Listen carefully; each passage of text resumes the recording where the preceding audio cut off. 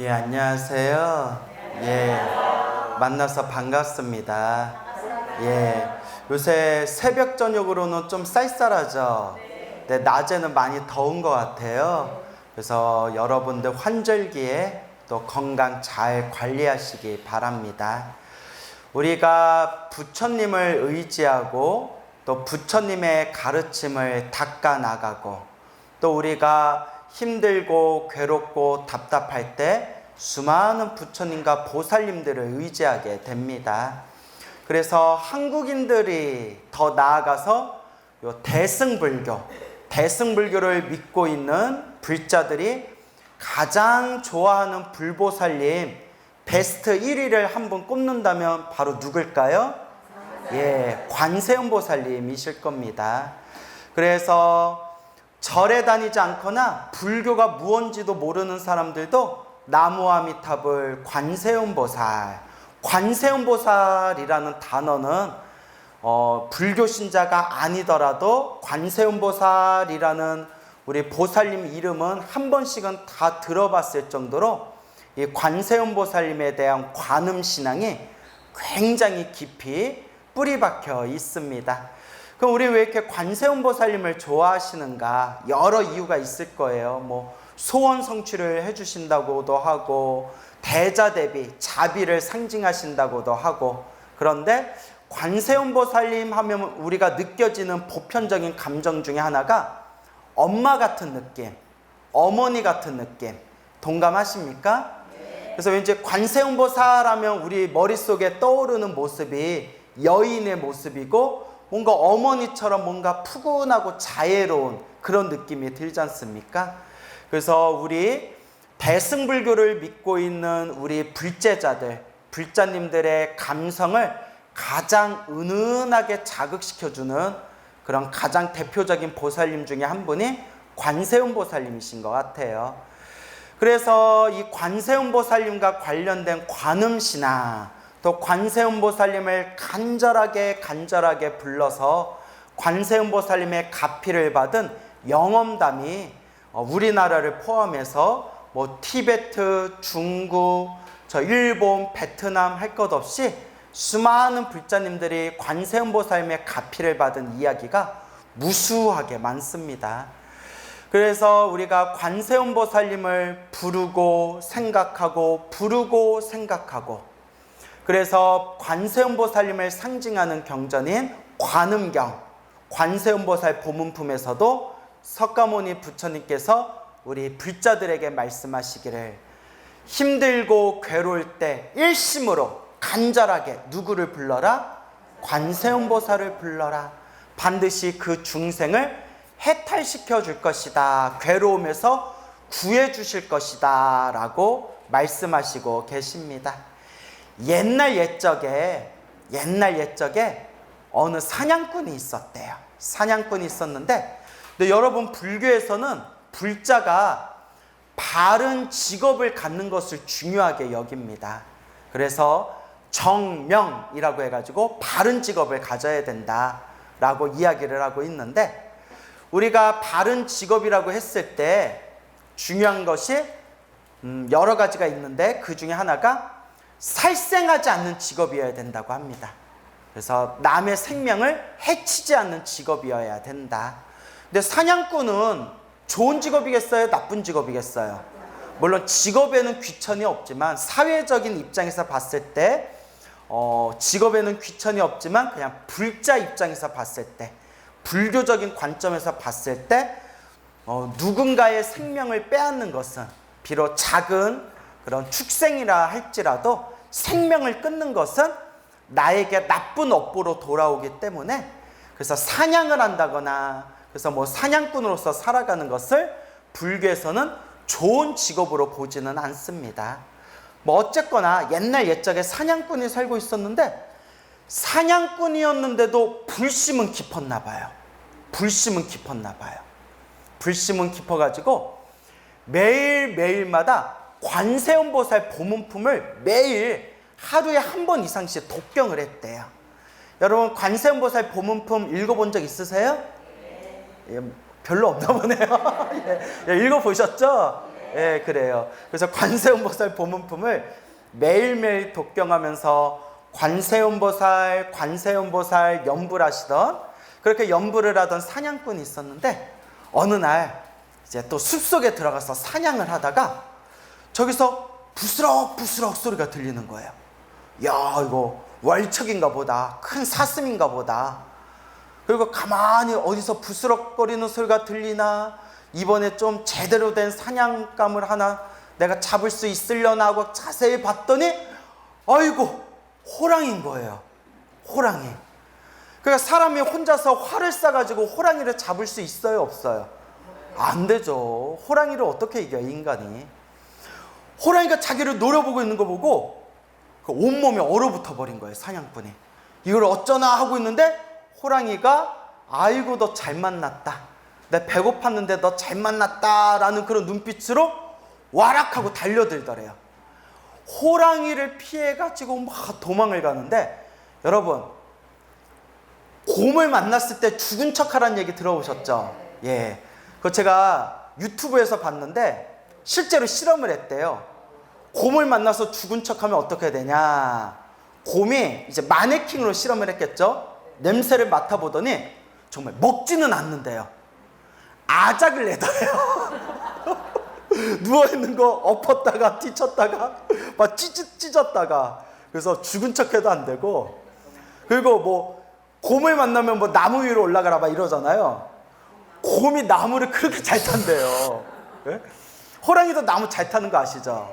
그러니까 호랑이 만났다고 이제 나무 위로 탔다가는 그냥 염라대왕 만나러 가는 길이에요.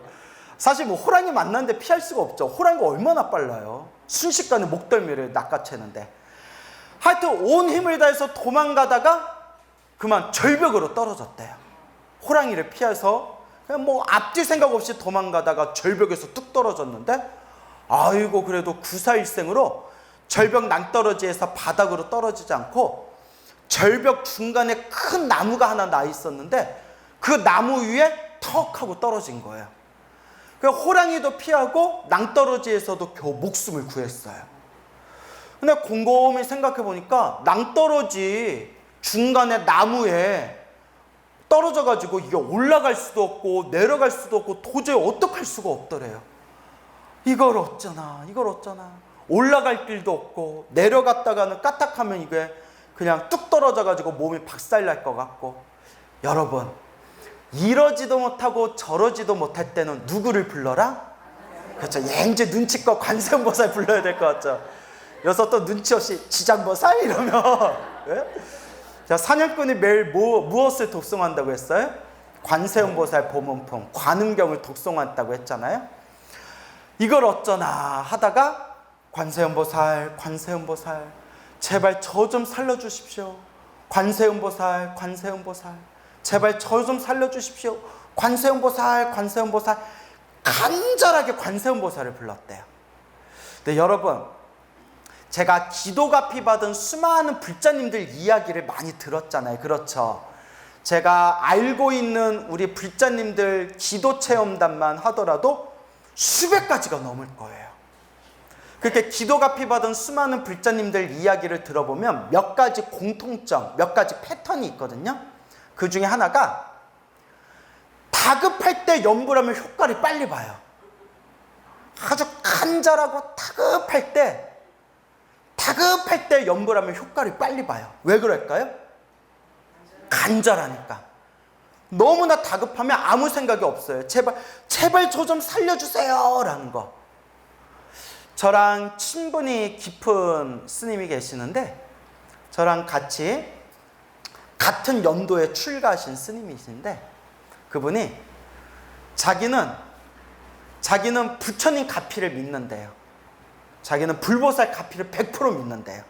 그리고 자기는 이미 오래전에 기도는 다급할 때 간절하게 기도해야 효험이 크다는 걸 이미 예전에 체득했대요. 그래서 제가 나중에 이제 법문할 때 써먹으려고 물어봤죠. 예? 나중에 이제 법문 재료로 쓰려고. 왜 그걸 느끼셨어요? 라고 여쭤보니까 딱 하시는 말씀이 무슨 말씀을 하냐면, 해인사 강원에 있었을 때, 해인사 승가대학교라고 하죠 지금은. 강원에 있었을 때 스님들이 돌아가면서 소임이라는 걸 봐요. 자기가 맡은 바 소임이라는 걸 보는데, 그때 법당에서 부처님께 사시불공, 맞이 올리는 소임을 맡았대요. 그때 뭐 20여 년 전쯤 일이죠. 20여 년 전쯤에 해인사 강원 하면 대한불교 조계종 해병대라고 불렸던 곳이에요. 아주 그냥 군기가 세기로 유명했어요. 옛날 얘기예요. 지금은 그렇지는 않은데, 그때 이렇게 사시불공을 올리는데 한 반쯤 지나면서 배에서 꾸르륵 꾸르륵 거리더래요. 느낌이 심상치가 않더래요. 이러면 안 되는데, 아직 시간이 한창 남았는데. 그래 계속 이제 기도하고 있는데, 이제 정근, 저희가 한 정근에 20-30분 한 뒤에 이제 맞이 올리고 맞이종 치고 지심정례 공양만 이거 해야 되거든요. 배가 점점 꽈루루루루 꽈루루루 이러더래요. 금방이라도 싸겠더래요. 그런데 그때는 해인사가 굉장히 군기, 이제 우리는 군대가 아니니까 스님들이 사니까 승기라고 불러요. 승기. 그때 해인사 승기가 너무 세가지고 모탁 치다가 모탁 내려놓고 해우소 갔다 오면 봐주기는 봐주는데 3,000배 해야 돼요. 예? 그래서 이제 뭐 정신차라는 의미로 그렇게 이제 업장이 두꺼워서 부처님께 불공 올리다 배가 아픈 거니까 업장 소멸해야 하려고 뭘 시킨다? 3,000배를 시키는 거예요. 이걸 어떡하나, 이거 모탁 내려놓고 화장실 가자니 쌀 거, 이거 어떡하나, 이거 3,000배 거 같고, 그냥 있자니 막 금방이라도 막 승복에다가 줄줄 흘릴 것 같더래요. 그때 믿을 건 뭐밖에 없어요? 부처님. 간절하게 마음속으로 부처님 제발 내 똥구멍 좀 막아주세요 이랬대. 저 여기다 싸버립니다 부처님. 부처님 여기다 싸버리면 저만 곤란하겠습니까? 부처님도 곤란하십니다. 제발 저 배 안 아프게 해주세요. 배 안 아프게 해주세요. 간절하게 기도를 했대요. 그렇게 간절하게 부처님 제발 저 배 안 아프게 해주세요. 기도 끝날 때쯤만 버티게 해주세요. 부처님 제 소원을 들어주시면 절대 제 평생 부처님 의심하지 않겠습니다. 부처님 가피가 있다면 제 배를 틀어막아 주세요. 아무 생각도 안 나더래. 뭐 관세음보살 생각도 안 나고, 뭐 지장보살 생각도 안 나더래. 입으로는 염불하고 있지만 마음속으로는 오직 부처님밖에 없더래요. 부처님, 이 청정한, 이 맑고 깨끗한 법당을 똥으로 덮고 싶습니까? 도와주십시오 부처님. 정말 자기 평생에 그렇게 간절하게 기도한 게 처음이었대요. 평생 간절하게 처음 기도해 본 게 무슨 기도였어요? 똥기도였어요. 그런데 스님이 하신 말씀, 갑자기 언제 그렸냐는 듯이 배가 잠잠해지더래요. 배가 잠잠해지더래요. 배가 정말 금방이라도 막 그냥 구멍이 뚫리면서 막 쏟아질 것 같은 배가 갑자기 폭풍이 몰아치다가 잠잠해지듯이 배가 편안해지더래요. 그리고 정말 기도 끝낼 때까지 편안한 배로 기도를 다 마치고 난 뒤에 당당하게 화장실 가서 부처님 감사합니다 하면서 시원하게 일을 봤대요. 근데 제가 이 얘기를 예전에 어느 법문에서 했더니 어느 신도분이 자기는 믿는데요. 자기는 정말 믿는데요. 왜요? 했더니 고속버스 타고 가다가 중간에 배탈이 났는데 막 이거 내려달라고 막 어쩔 줄 모르고 있을 때 믿을 건 뭐밖에 없어요? 관세음보살. 간절하게 관세음보살 불렀대요. 관세음보살 막 식은땀을 줄줄 흘리면서 관세음보살 부처님 제발 1시간 남았습니다. 1시간 동안 제 배가 제발 편안하게 해주시고 제발 버스에서 내릴 때까지 제가 설사 안 하게 해주세요. 관세음보살 했는데 갑자기 이게 배가 편안해진 걸 자기도 체험했대요. 제가 딱 이 얘기를 듣고 무슨 생각을 했냐면 관세음보살 겁나 피곤하시겠다. 배 안 아프게 해달라는 거 소원까지 다 들어줘야 되니 정말 피곤하시겠다 이렇게 속으로 우스개로 생각한 적이 있었습니다. 그 사냥꾼도 너무나 다급한 거예요. 간절하게 관세음보살, 관세음보살, 간절하게 관세음보살을 하염없이 부르고 있을 때 제가 말씀드렸죠. 정말 다급할 때 간절한 마음이 일어나고 간절한 마음이 일어날 때 정말 연불 효험이 있는 거예요. 그렇게 이제 관세음보살, 관세음보살 간절하게 부르고 나서 얼마 지나고 밑에서 뭐가 씩 하는 소리가 들리는 거예요.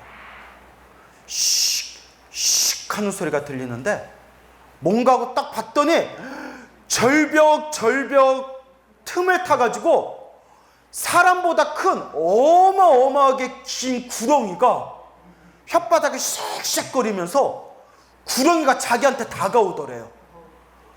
야, 미치고 팔짝 뛰겠다. 호랑이 피하려다가 어디에 떨어졌어요? 낭떠러지에서 떨어져서 바닥에 떨어지면 박살날 뻔한 거 그나마 낭떠러지 중간에 있는 나무에 떨어져가지고 목숨은 구했는데 오르지도 못하고 내리지도 못하는 이 상황에서 시커먼 사람보다 훨씬 더 큰 시커먼 구렁이가 혓바닥을 낼름거리면서 자기한테 오는 거예요. 야, 이걸 전문 용어로 뭐라고 하죠? 뒤졌다 이러죠. 아, 나 이제 뒤졌다 막 이러고 있는 거예요. 근데 이제 어떻게든 살아야 되니까 뒤졌다라는 생각이 들 때 몸을 이렇게 주머니를 뒤져봤대요.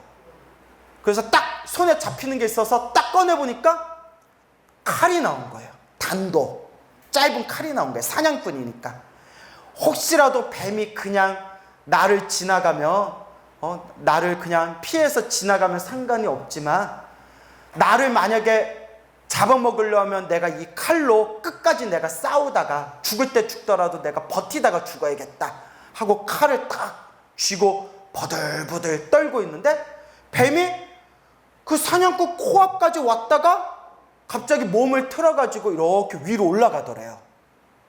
위로 올라가는 뱀을 보고 에라이 모르겠다. 어차피 이래도 죽고 저래도 죽는 거 시도나 한번 해보자 하고 뱀의 등짝에다가 칼을 딱 박았대요. 왜 박았냐? 왜 박았을까요? 그렇죠. 뱀 가죽이 질기잖아요. 뱀이 엄청나게 큰 구렁이니까 이래도 죽고 저래도 죽을 거 시도 한번 해보자고 뱀 등짝에다가 칼을 딱 박고 그 칼에 몸을 대롱대롱 매달려가지고 뱀하고 같이 위로 올라갔대요. 근데 뱀이 착해. 우리 같으면 내가 뱀인데 내 등짝에다가 지나가는데 내 등짝에다가 칼을 박으면 그냥 두겠어요, 안 두겠어요? 아, 그냥 못 두죠. 뭐 이놈의 새끼가 다 있나 하고 뭐. 근데 뱀이 뒤도 안 돌아보고 씩씩거리면서 그냥 위로 막 올라가더래요. 위로 쫙 올라가서 결국 절벽 꼭대기까지 올라가가지고 낭떠러지에서 벗어나게 된 거예요. 그래서 이제 뱀 등에다가 칼을 꽂고 올라갔는데 아이고 이놈의 뱀이 또 자기 등에다가 칼을 꽂았다고 나 해코지하면 어떡하나 하고 떨고 있는데 뱀이 한번 힐끔 쳐다보더니 그냥 숲으로 쓱 들어가 버리는 거예요. 그래서 이런 뱀을 쌍남자 예? 나 내 등에다가 칼을 꽂거나 말거나 자기 갈 길에 싹 가버린 거예요. 아이고 살았다. 아이고 살았다. 오늘부터 정말 내가 새 인생, 내 죽었다 다시 살아났다 생각하고 이번 생 오늘부터 내가 정말 착하게 살아야 되겠다 생각하고 완전 기지인맥진해가지고 터벅터벅 걸어서 집에 딱 들어갔어요. 집에 딱 들어가서 아이고 관세음보살님 저 죽었다 살아났습니다 하는데 뭔가 느낌이 이상한 거예요. 뭐지? 하는데 그 자리에서 이 사냥꾼이 무릎에 힘이 딱 풀리면서 그 자리에서 그냥 주저앉아 버렸대요. 왜냐? 자기가 매일 보던 관세음보살 보문품 책 위에 뱀 등에다 꽂았던 칼이 딱 하고 꽂혀 있더래요. 그때서야 이런 걸 믿어요? 예? 순진하시네. 관세음보살. 순진하시네. 근데 이제 저는 믿어요.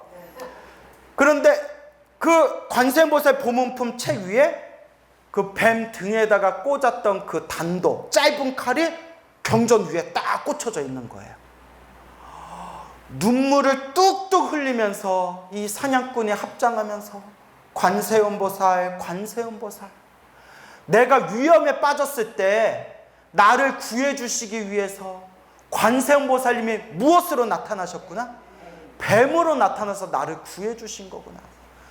비록 뱀의 몸으로 나타나셨지만 내가 관세음보살님 등짝에 칼을 꽂았구나. 이 업을 어찌할꼬, 이 업을 어찌할꼬. 관세음보살, 관세음보살님, 부처님, 저를 살려주셔서 감사합니다. 제가 평생 은혜 갚으면서 살겠습니다 하더니 그 자리에서 자기가 평생 가지고 있던 활과 화살들을 다 끄집어내서 다 부러뜨리고 불에다 태워버렸대요. 그리고 머리 깎고 출가하셔서 스님이 되셔서 정말 일념으로 일심으로 수행하셔서 훗날 큰 스님이 되어 사람들에게 널리 부처님 법을 잘 사람들에게 가르쳤다라는 그런 관세음보살 신앙 이야기가 지금까지 전해지고 있습니다. 믿습니까 여러분? 예, 와, 야, 믿습니까 여러분? 예, 믿으시면 우리 절집에다 11조는 꼬박꼬박 해주시기 바랍니다. 자, 이제 웃자고 한 말이고요. 자, 이렇게 우리가 관세음보살님의 가피라는 거, 그래서 이와 같이 정말 믿을래야 믿을 수 없는 이 신묘한 관세음보살님의 가피 이야기, 더 나아가서 뭐 지장보살, 문수보살, 금강경, 법화경, 신묘장구 대란이, 헤아릴 수 없는 수많은 불보살님의 가피 이야기가 지금까지 전해지고 있습니다. 그래서 제가 늘 불자님들께 드리는 이야기가, 힘들고 괴롭고 답답할 때 간절하게 누구를 불러라? 불보살님을 불러라. 관세음보살님을 불러도 좋고 지장보살님을 불러도 좋고, 힘들 때, 괴로울 때, 위급할 때 간절하게 불보살님을 불러라. 근데 중요한 게 있어요. 어설프게 부르면 안 돼요. 어떻게 불러야 된다? 간절하게 불러야 된다. 간절하게 불러야 된다 라는 것을 명심하시기 바랍니다. 제가 우리 불자님들 지금 두 눈 뜨고 절에 다니시고 직장 생활하시고 활동하고 계시는 수많은 지금 살아계신 불자님들께도 이런 옛날 이야기, 가피 이야기가 아니라 지금 이 순간 현장에서 불보살님 가피 이야기 체험하신 수많은 불자님들을 제가 알고 있고, 제가 그분들한테 실제로 생생한 체험담들을 들었습니다. 그 중에 가피 받으신 분들 이야기들 중에 가장 많은 그런 이야기 장르 중에 하나가 교통사고 났을 때, 희한하게 제가 들은 이야기들 중에 항상 서로 다른 불자님들이 똑같은 경험을 하신 이야기가 많은데, 그 중에 하나가 교통사고 딱 당했을 때 자기도 모르게 혹은 의식적으로 관세음보살 하고 외치면서 교통사고 당했는데, 너무나 무서워서 자기도 모르게 관세음보살 하고 불렀는데 정신 차리고 봤더니 차는 완전히 박살이 났는데 몸은 다친 데가 있더라 없더라? 몸은 다친 데가 별로 없더라. 이런 얘기를 제가 수많은 분들한테 들었어요. 수많은 분들한테. 참 희한하죠? 그럴 때마다 항상 공통적인 이야기가 뭐냐면, 뭐 119에서 왔거나 뭐 어디에서 차 그거 이제 끌고 가려고 이렇게 사람들이 와서 차를 이렇게 본 뒤에 이렇게 기사들을 보고 나서 하는 얘기가, 야, 기적이라고.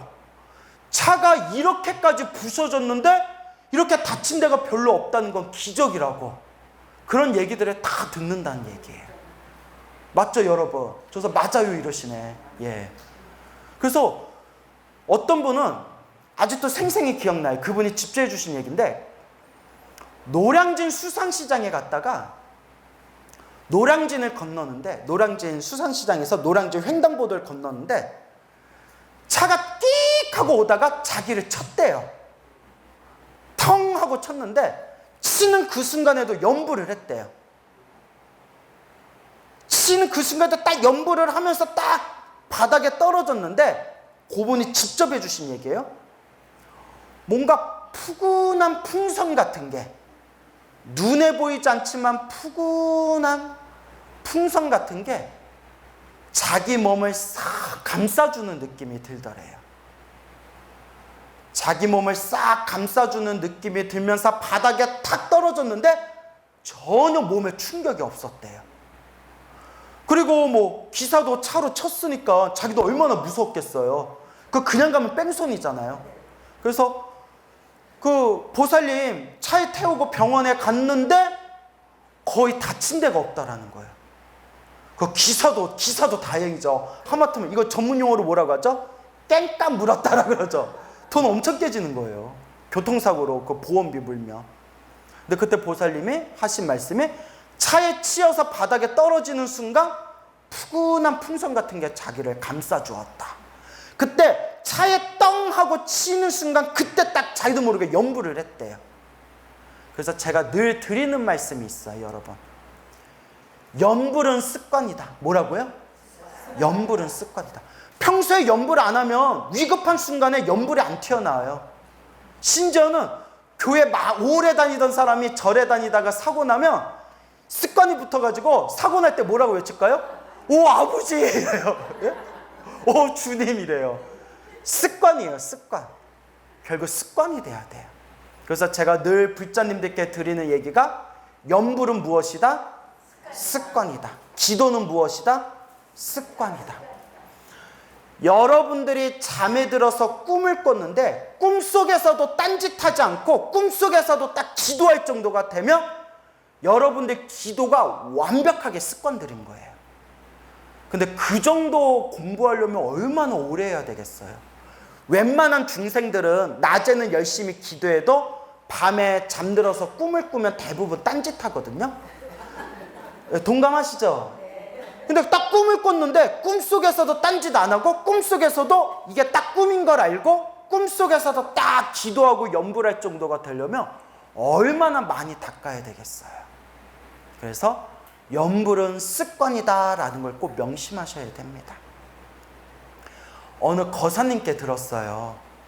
어느 거사님께 들었는데 이 거사님이 그 부인 되시는 분한테 들은 거예요. 거사님의 부인 되시는 분한테 들었는데 그 보살님이 저한테 직접 해주신 얘기예요. 남편이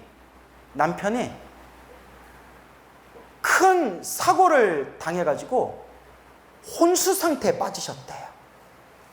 보살님이 저한테 직접 해주신 얘기예요. 혼수 상태에 딱 빠졌는데 이 부인 되시는 분이 도저히 뭐 믿고 의지할 게 뭐밖에 없어요. 예, 관세음보살밖에 없는 거예요. 의사 선생님은 이제 두고 봅시다. 저희가 최선을 다하겠습니다. 일단 의식, 눈 뜰 때까지 두고 봅시다. 근데 뭐 며칠 동안 눈을 안 뜨는 거예요. 간절하게 염불했대요. 그냥 하염없이 간절하게 염불했대요. 여러분, 다급할 때일수록 하다 말다 하면 안 돼요. 아침에 눈 뜨면 저녁에 잠들 때까지 그냥 간절하게. 그래서 옛날 스님들이 뭐라고 하셨냐면 어린아이가 엄마를 찾듯이 애가 엄마가 눈에 안 보이면 하루 종일 누구 생각을 해요? 엄마 생각하잖아요. 막 엄마 하면서 울잖아요. 어린아이가 엄마를 애타게 찾듯이 그냥 하루 종일 그냥 간절하게 염불을 해야 돼요. 어떤 분이 스님, 제가 스님 법문 듣고 저도 열심히 염불하는데 저 아무 효과가 없어요. 아 그래요? 아 그럴 리가 없는데 좀 더 열심히 해보세요. 예, 열심히 했는데 좀 효과가 없어요. 얼마나 열심히 하시는데요? 그냥 열심히 해요. 느낌이 좀 이상하더라고요. 촉이 이상해요. 그래서 내가 얼마나 하시는데요? 그냥 좀 해요. 딱 잘라 말씀해 보세요. 관세음보살 하루에 몇 번 하세요? 108번 해요. 내가 뭐? 108번 하는데 5분 10분밖에 안 걸려요. 실제로 있었던 일이에요. 내가 엄청 뭐라고 그랬어요. 웃으면서. 아니 108번 관세음보살 108번 연불 해서 모든 소원이 이루어지면 이 세상에 괴로울 사람 하나도 없겠다고. 간절할수록, 다급할수록 정말 하루 종일 해야 돼요. 그래서 관세음보살 가피를 많이 받으셨다는 옛날 쌍계사의 고산스님 아시죠? 고산스님이 뭐라고 하셨냐면, 다급한 소원이 있으면 무조건 하루에 관세음보살 10,000번 이상 불러라 했어요. 그리고 정말 위급하고 정말 발등에 불이 떨어지는 정말 큰일을 겪으면 하루에 30,000번씩 연불하라고 했어요. 하루에 30,000번씩. 여러분 하루에 30,000번씩 연불해 본 적 있어요? 없어요? 와준 것만도 고마워요. 예, 그래요. 이제부터 하면 되죠 뭐. 예. 간절하게. 그러니까 남편을 위해서 간절하게 기도를 했는데 남편이 눈을 딱 떴어요. 남편이 눈을 뜨고 병원에서 난리가 났죠. 사실 눈을 못 뜰 줄 알았는데 눈을 뜬 거예요. 그리고 그 뒤로 막 이제 응급실에서 이제 치료받고 나중에 이제 일반 병동에 가서 재활 치료를 받았는데 놀라울 정도로 회복 속도가 엄청 빠르더래요. 놀라울 정도로. 병원에서도 이렇게 오랫동안 의식을 잃었다가 눈을 떠가지고 후유증이 좀 있을 겁니다. 이렇게 조금 몸에 마비 현상이 있을 수 있습니다 했는데 놀랄 정도로 회복 속도가 빨라가지고 막 병원에서도 놀랄 정도로. 그래서 거의 후유증이 없이 일상생활을 이제 지내게 됐어요, 거사님이. 근데 거사님이 나중에 보살님한테 이렇게 얘기했대요. 자기가 몇 날 며칠 동안 의식을 잊고 눈을 감고 있었을 때 사실 그때 자기가 생생한 꿈을 꾸고 있었대요. 생생한 꿈을 꾸고 있었는데 시커먼 바다 위에 시커먼 정말 빛도 보이지 않는 빗줄기도 없는 시커먼 곳을 막 이렇게 막 걷고 있었대요. 하염없이 걷고 있었대요. 그때 어떤 여자가 나타났대요. 어떤 여인이 나타나가지고 하염없이 걷고 있는 자기한테 왜 이러고 있니? 어서 나를 따라와라 라고 얘기하더래요. 이걸 전문 용어로 뭐라고 하죠? 빨로미 이러죠. 나 따라와. 그래서 그 여자를 따라갔대요. 여자를 이렇게 따라가다가 저기 하얀 이렇게 빛이 보이더래요. 그래서 그 빛으로 싹 들어가는 순간 눈이 번쩍 뜨인 거예요. 그러면서 그 남편이 아내한테 한 얘기가 나 이 얘기를 듣고 제가 막 감동이 밀려오더라고요. 그런데 그때 꿈속에서 자기 나 따라오라고 했던 그 여자가 절에서 봤던 분하고 똑같이 생겼어. 그게 누구겠어요? 당신 절에 다니던 그 법당의 관세음보살님하고 똑같이 생겼어. 이렇게 얘기하더래요. 그때서야 보살님이 내가 간절하게 기도해서 관세음보살님이 도와주신 거구나. 관세음보살님 감사합니다 라고 그 얘기를 저한테 직접 들려주셨습니다. 우리 중생들이 인생을 살아갈 때 힘들고 괴로울 때 내 인생에 있어서 정말 칠흑 같은 어둠이라고 느껴질 때 여러분 남 탓하지 마시고 남 욕하지 마시고 누구를 간절하게 불러라? 관세음보살을 부르든 지장보살을 부르든 간절하게 부처님을 불러라. 부처님께서는 반드시 우리를 희망의 길로 이끌어 주신다라는 것을 꼭 명심하셔야 됩니다. 알겠습니까? 그래서 이제 관세음보살 이야기를 하다 보니까 이야기하다가 갑자기 생각이 났는데 제가 이제 마지막으로 가피 이야기를 하나 해드릴게요. 여러분들 이렇게 살다 보면 일이 잘 안 풀리고 힘들고 괴로울 때 있죠. 그럴 때마다 제가 늘 드리는 이야기가 있잖아요. 기도하고 복을 짓고 마음을 잘 닦아야 된다. 늘 말씀드리죠. 어느 보살님이 계셨는데 몇 년 전에 이것도 저한테 직접 해주신 얘기예요. 이 불자님께서 자기가 살아오면서 관세음보살 가피를 정말 많이 받았대요. 정말 헤아릴 수 없는 가피를 받았대요. 그래서 어떻게 가피를 받으셨어요? 하니까 이제 그분이 하시는 말씀이 자기가 매일매일 하루도 안 빠지고 매일매일 관세음보살 2만 번을 연불 한대요. 2만 번. 2만 번을 매일 연불 한대요, 여러분. 그럼 막 어설프게 연불 막 몇천 번 한 것 같고 여러분 소원이 성취되니 안 되니 이런 얘기 하시면 안 돼요. 정말 간절하게 해야 돼요. 꿈에서도 될 정도로. 저 2만 번을 매일 하신다니까. 가정주부이긴 하지만. 그래서 제가 한번 여쭤봤어요. 궁금해서. 2만 번 연불하는데 시간이 얼마나 걸려요? 하니까 10,000번 연불하는데 10,000번을 연불하는데 1시간에서 1시간 반이 걸린대요. 1시간에서 1시간 반. 그래서 2만 번, 그리고 빨리 연불할 때는 2만 번 연불하는데 1시간 반이 걸린대요. 빨리 연불할 때는. 평상시에 10,000번 연불할 때는 1시간에서 1시간 반 걸릴 때도 있고, 빨리 연불할 때에는 2만 번 연불하는데 1시간 반 만에 끊을 때가 있대요. 저 깜짝 놀라서 2만 번 연불하는데 1시간 반에 끝내는 거는 정말 집중력이 엄청 좋고 빨리 연불하는 거거든요. 아니, 어떻게 그렇게 연불을 빨리 하세요? 하니까 자꾸 관세음보살 연불하다 보면 자꾸 망상이 일어나더래요. 이 인간이 어디로 갔나? 걔가 돈을 언제 갚으려나? 언제쯤에 이거 기도가 끝나나? 막 또 온갖 망상들이 다 일어나서 절에 다니는 아는 스님한테 물어보니까 연불하다가 망상이, 잡념이 많이 일어나면 연불을 빨리 해서 연불에다 집중하면 망상이 덜 일어난다라고 지도를 받았대요. 그래서 관세음보살 이렇게 연불하다 보면 막 잡념이 중간중간 너무 많이 일어나서 어떻게 연불했냐면 숨을 크게 들이쉰 뒤에 내쉴 때 관세음보살 이런 식으로. 뭔 얘기인지 아시겠죠? 네. 최대한 빨리 관세음보살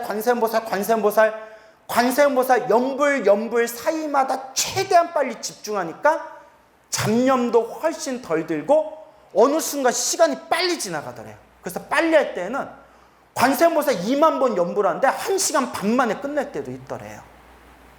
근데 자기가 이렇게 관세음보살을 열심히 연불하게 된 이유가 무엇이냐? 이제 그 놀라운 말씀을 해주시는데 제가 들어도 신기하더라고요. 왜냐하면 지금 가정주부로 살고 계시는 불자님이 직접 해주신 얘기니까. 돈을 모아서 남편하고 같이 열심히 일을 해서 돈을 모아서 단독주택으로 이사를 갔대요. 단독주택으로 이사를 갔는데 좀 싸게 나왔대요. 근데 여러분, 생각보다 싸게 나온 집은 조금 의심해 볼 필요가 있는 것 같아요. 뭐가 좀 이상하니까 생각보다 싸게 나온 거 아닐까요? 터가 이상했대요. 싼 맛에, 와, 이 정도면 되게 싸다고 싼 맛에 들어왔는데 이사고 나고 며칠 후부터 이상한 일들이 일어나더래요. 집에서. 단독주택이었는데. 보살님이 자꾸 악몽을 꾸는데 첫날에 저 현관문 안쪽에 하얀 소복을 입은 머리를 풀어 헤친 여자가 쪼그리고 앉아서 안방에 누워있는, 침대에 누워있는 자기를 이렇게 노려보는 꿈을 꿨대요. 무섭죠? 나만 무서운가? 하얀 소복을 입고 머리를 풀어헤치고 쪼그리고 앉아서 이렇게 안방에 자기를 이렇게 노려보는 꿈을 꾼 뒤로 자꾸 꿈속에서 자꾸 그렇게 막 이상한 꿈을 꾸고 막 악몽을 꾸는 거예요. 그리고 한 번도 남편이 그런 적이 없었는데 남편이 이제 이사하고 나서 며칠 후부터 잠만 잤다 하면 정확히 항상 시계를 보면 새벽 3시쯤에 거의 매일매일 가위를 눌린다는 거예요. 이거 미치고 팔짝 뛰는 거예요. 그러니까 사람이 잠을 제대로 못 자고, 이사하고 난 뒤에 그 부인 되시는 보살님은 자꾸 악몽을 꾸고, 남편은 항상 똑같은 시간대, 새벽 3시 시간대에 막 가위가 눌려서 막 자지러지면서 깨고, 그 자꾸 집에서 덜커덕 덜커덕, 사람이 없는데도 막 걸어 다니는 소리가 들리고 뭐 물건이 덜커덕 덜커덕 움직이는 소리가 들리더래요. 그 저도 무섭고 신기해서 제가 물어봤어요. 아 진짜요? 스님, 제가 스님한테 거짓말 하시겠어요? 진짜요?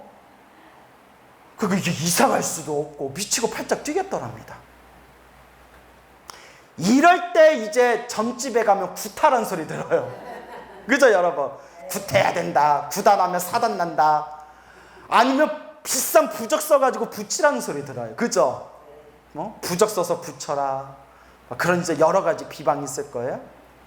이 불자님이 너무 이제 무서워서 또 어디 절에 다니면서 법문 들은 건 있어가지고 간절하게 관세음보살을 염불 했대요. 그때부터 관세음보살 관음기도를 열심히 시작했대요. 그러니까 이게 핵심이에요. 이러다 나 죽겠다라는 생각이 들더래요. 이러다가 나 죽겠다라는 생각이 들더래요. 그래서 매일매일 관세음보살 하염없이, 특히 집에서 기도를 열심히 했대. 여러분, 당연히 절에서 기도하는 게 제일 좋지만 집에서 기도하는 것도 아주 중요해요. 왜냐? 집에서 기도를 많이 하시면 그 집이 무엇으로 변할까요? 도량으로 변하는 거예요. 불보살 도량으로 변하는 거예요. 여러분들이 기도를, 부처님을 향해서 기도를 열심히 하면 그 자리가 부처님을 옹호하는 호법선신들이 그 집에 와가지고 기도하는 불자를 보호해 주는 거예요. 그러니까 절에서도 당연히 꾸준히 나와서 기도해야 되지만 어디서도 기도 많이 해야 돼요? 집에서도 기도를 많이 하셔야 돼요. 집에서 기도를 많이 하면 집의 기운이 변해요. 그렇게 관세음보살 부르다가 하루에 뭐 1000번, 5000번, 10,000번, 나중에 점점 입에 힘이 붙어서 하루에 막 20,000번씩 막 연부를 하면서 몇 개월이 지났는데 생생한 꿈을 꾸셨대요.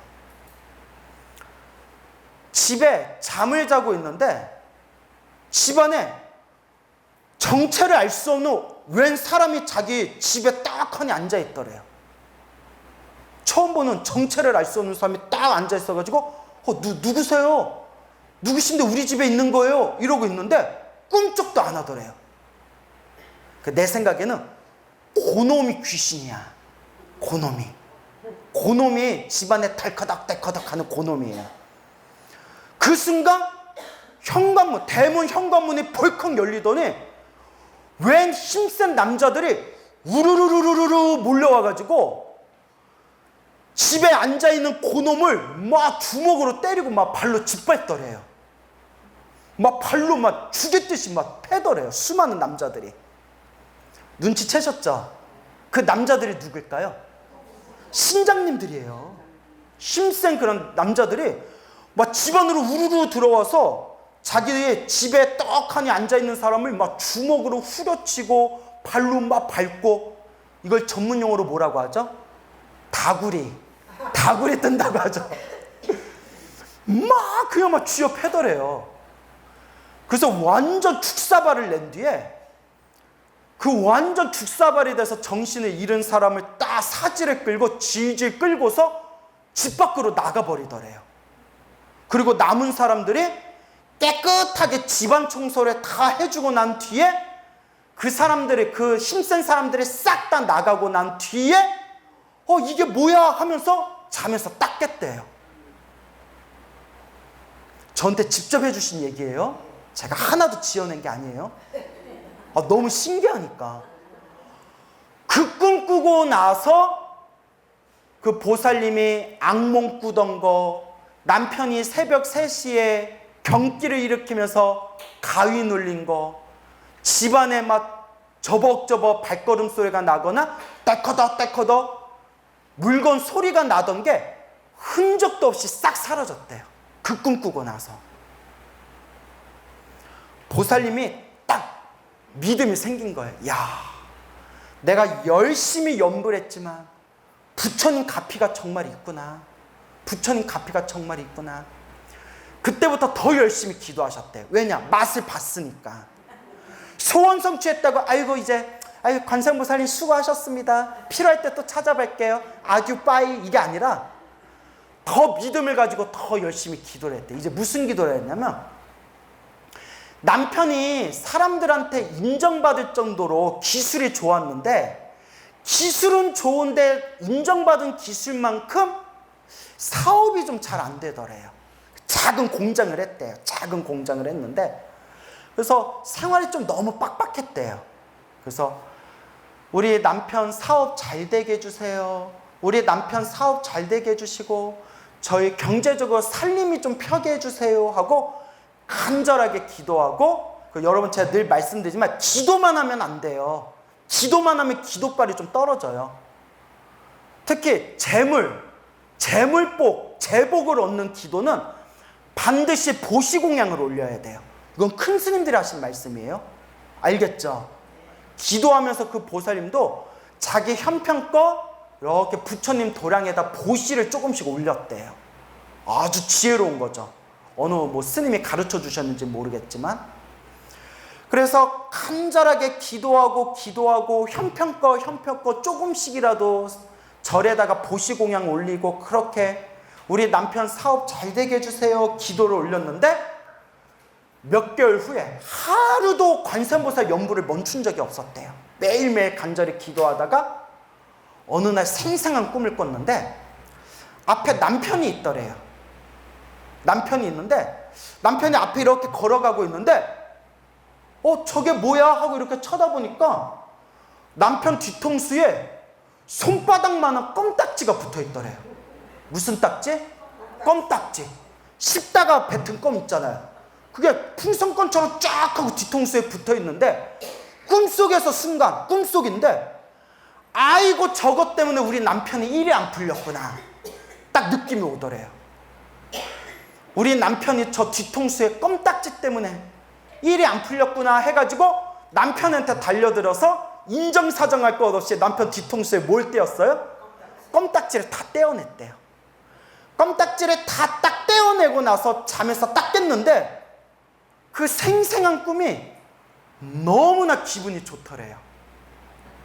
뭔가 좋은 일이 생길 것 같은데 하다가 그 꿈 꾸고 나서 점점 남편 사업이 점점 잘 되면서 지금은 확실히 그때보다 경제적으로 많이 편안해졌습니다 라는 말을 저한테 직접 해주셨습니다.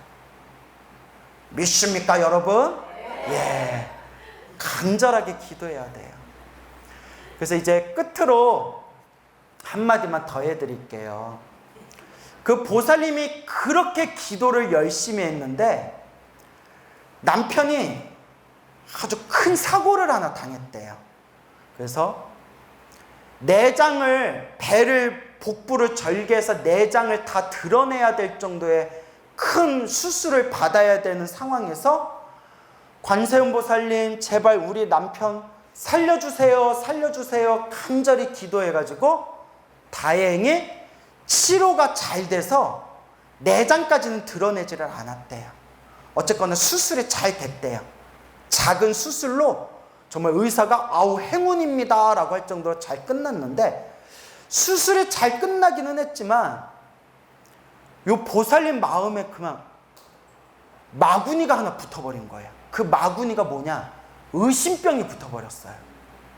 그 의심병이 뭐냐? 여러분들 절에 오래 다니신 불자님이라면 한 번씩 겪어봤을 거예요.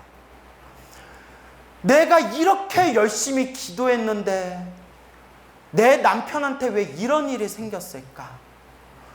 내가 이렇게 열심히 기도했는데 우리 남편이 이렇게 큰 사고 당했을 때 왜 도와주시지 않고 내가 이렇게 열심히 기도했는데, 내가 매일매일 관세음보살 연불 했는데 왜 우리 남편이 이런 사고를 당할 때까지 왜 도와주시지 않은 걸까?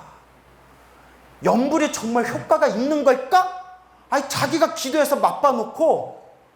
그러니까 사람들이 다, 중생들이 똑같아요. 화장실 들어갈 때랑 나올 때랑 같아요, 달라요? 달라요. 그렇게 큰 갚이 받고 나서 자기가 원하는 소원 하나 안 들어줬다고 절에 가니 마니 부처님 효과 있니 없니? 그 중생들 소갈머리라니까요.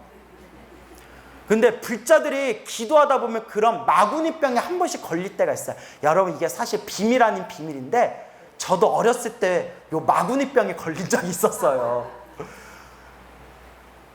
정말 관세음보살 갚이가 있는 건가? 너무 서운해가지고 기도를 좀 게을리했대요. 이게 마장이에요, 여러분. 그래서 따라해보세요. 도고마장. 도가 높아질수록 마장이 생긴다. 기도가 깊어질 때마다, 한 고비 넘길 때마다 마장이 생겨요. 그 고비를 지혜롭게 넘겨야 돼요. 그때 그 불보살님에 대한 갚이에 대해서 의심이 생겼을 때 우연히 제 법문을 들었대요. 제 법문을 듣는데 제 입으로 얘기해도 돼요? 네. 너무 재밌어서 내 입으로 얘기하니까 창피하다, 야. 네, 너무 재밌고 자기가 경험했던 거랑 너무나 비슷한 내용들이 나와서 재밌게 보다가 그냥 보고 그냥 재미삼아서 보고 보다가 어떤 내용에서 어떤 말 한마디에 자기 가슴을 딱 후려쳤대요. 그리고 아, 그거구나. 그리고 그 말을 듣고 나서 다시 정신을 바싹 차리고 다시 부처님께 참회하는 마음으로, 부처님, 제가 어리석었습니다. 잘못했습니다. 다시 열심히 기도하겠습니다. 부처님 은혜 갚겠습니다. 라는 마음으로 지금 다시 기도를 열심히 시작하게 되었대요. 자기를 번쩍 일깨워준 말이 뭐냐? 자기 의심병을 깨트려준 얘기가 뭐냐? 제가 불자님들께 늘 드리는 말씀. 여러분, 기도를 하면 반드시 효험이 있습니다. 반드시 효과가 있습니다. 단, 기도를 열심히 해도 나쁜 일이 생깁니다. 그러나 기도 효과가 없어서 나쁜 일이 생기는 게 아니라 크게 받을 걸 어떻게 받는 겁니다? 작게 받는 겁니다 라는 말에 자기가 번쩍하고 정신이 뜨였대요.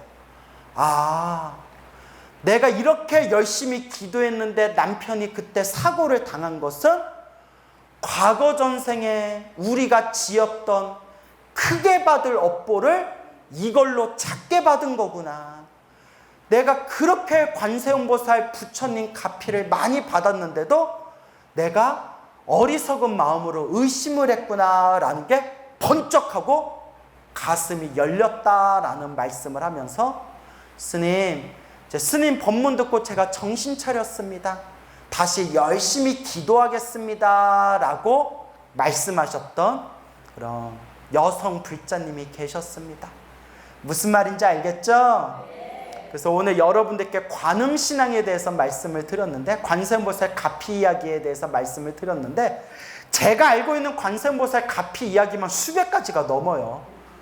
그런데 중요한 거는 관세음보살을 연불하든 지장보살을 연불하든 금강경 기도를 하든 법화경 기도를 하든 지장경 기도를 하든 나무아미탑을 연불을 하든 어떻게 하는 게 중요하다?